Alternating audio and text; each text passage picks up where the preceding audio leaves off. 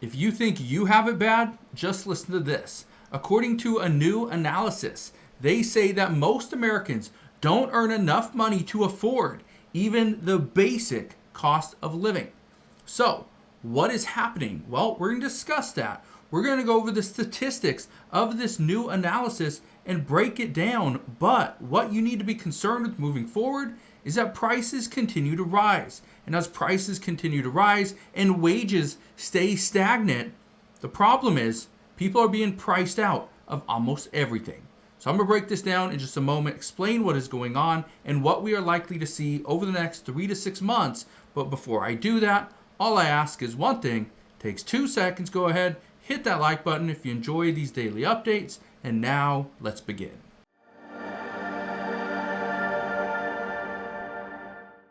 Okay, so what is happening? Why do prices keep going up, yet wages are falling flat? Well, we'll get to that, but look at this. It says most Americans don't earn enough to afford basic costs of living, according to an analysis. I want to read this to you, okay? We're not read the whole thing, but I want to go over it. Look at this. It says the gap between what Americans earn and how much they need to bring in to achieve a basic standard of living is growing. It says the analysis from the Ludwig Institute for Shared Economic Prosperity looks beyond whether people can afford daily necessities like food and shelter to consider whether they have the means to pay for things like the technology tools necessary for their jobs, higher education, and health and childcare. Some people can afford the basic necessities. Food, shelter. That's it. As far as going and getting some type of meal, eating out, that's a luxury. As far as going to watch a movie outside your home, a luxury. Even affording Netflix and Hulu and Amazon Prime, a luxury now in 2025. Look at this.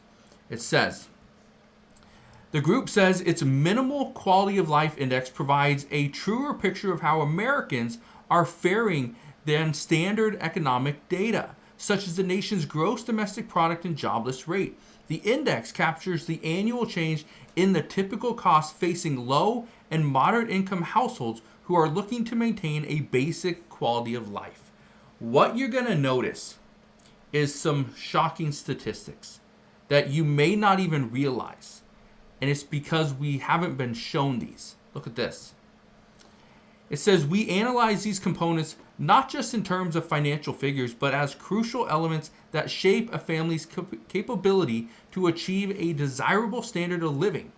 It says the findings, for the bottom 60% of U.S. households, a minimal quality of life is out of reach. For the bottom 60% of U.S. households, the minimal quality of life is out of reach. This means people are rationing medications. They are rationing food. That's scary. When you have to ration your medications and food, that's troubling. People are having to live together. We are seeing millennials. They are moving back in with their parents. Okay, we are seeing more generations are now sharing their homes. Look at this. Look at this person on TikTok. I'm 35 years old. I'm sleeping on a mattress on the floor at my friend's place because it's impossible to get a rental or it's way too expensive. And my only options are sleep in my car, sleep on the floor at my friend's house, or try and find a room in a share house if I can afford it. So, sleeping on a mattress on the floor. Now, some people say that they'd rather do that. Why spend more money on some type of platform, bed, or some type of the metal bars that you put under it, right? Why do you need a bed frame? Some say we'll just save some money. Others say that that's a sign of having no money when you just throw a mattress on the floor. Now, what's happening is people are having to live with family members. They are sharing apartments because they cannot afford it themselves.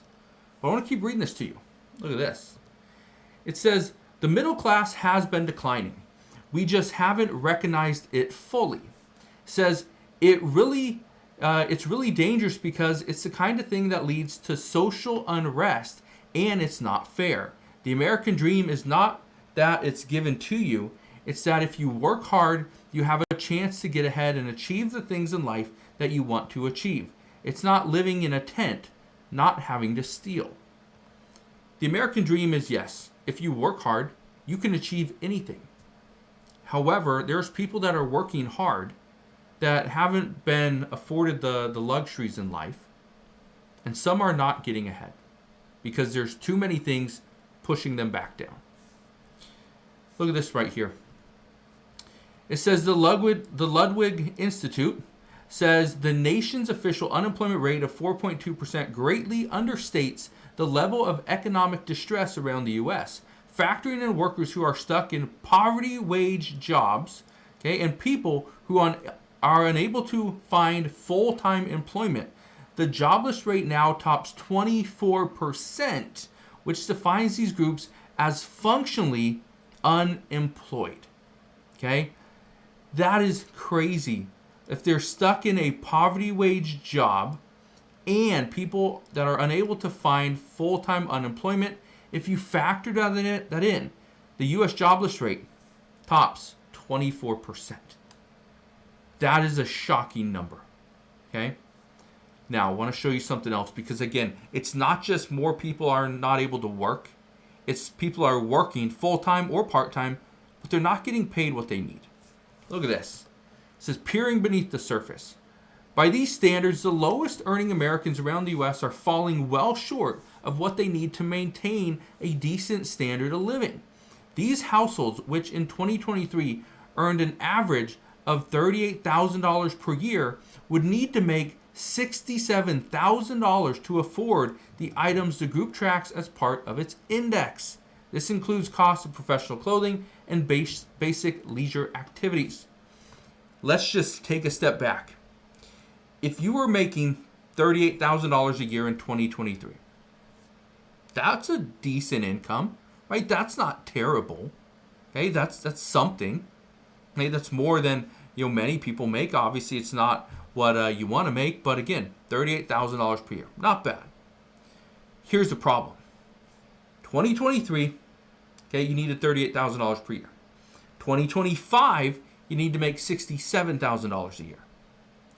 Who out there received almost a 100% wage increase over the past 2 years? I'll wait. Let me know. If that's you, okay, let me know. Let me know what your wage increase over the past 2 years has been. Has it been 100%?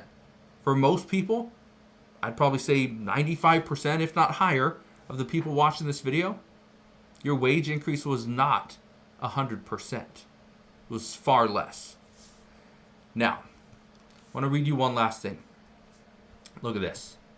This says from 2001 to 2023, the cost of affording what amounts to a basic level of economic security doubled. It says housing and healthcare costs surged, while the amount of savings required to attend an in-state public university soared by 122%. Meanwhile, median earnings for the bottom 60% of income earners fell 4% over that span. When adjusting for the cost of goods tracked by the index, income growth for these households also lagged, rising 0.37% per year during the same period, less than half as much as for the top 40% of earners. So keep in mind, median earnings for the bottom 60% of earners fell by 4%. Okay. But this is how it comes. For the bottom 60% of U.S. households, a minimal quality of life is out of reach. Of course it is. Of course it's out of reach. When your income fell by 4% over that span. But prices for eggs, for furniture, for insurance, for cars, for a home, everything is more expensive today than it's ever been. So, if you are wondering why most Americans cannot even afford the basic cost of living, that's why. Because the gap between the price increases and wages is more than inflation. That's the issue. So, we'll see what happens. The one thing I can tell you right now is just prepare, because between the next 3 to 6 months, according to reports, there's a very good chance we see additional inflation. Even though the Trump administration has worked out a deal with China where they are going to pause the tariffs of 145%, it doesn't mean the tariffs are off the table, and it doesn't mean prices are going down. We're not going to see deflation. We're likely going to see inflation for another period of months. But as we get more updates on that, I promise I'll bring you all the latest news and updates. That's what we know as of today. So again, thank you guys for watching. Consider subscribing, and I'll see you guys on the next one.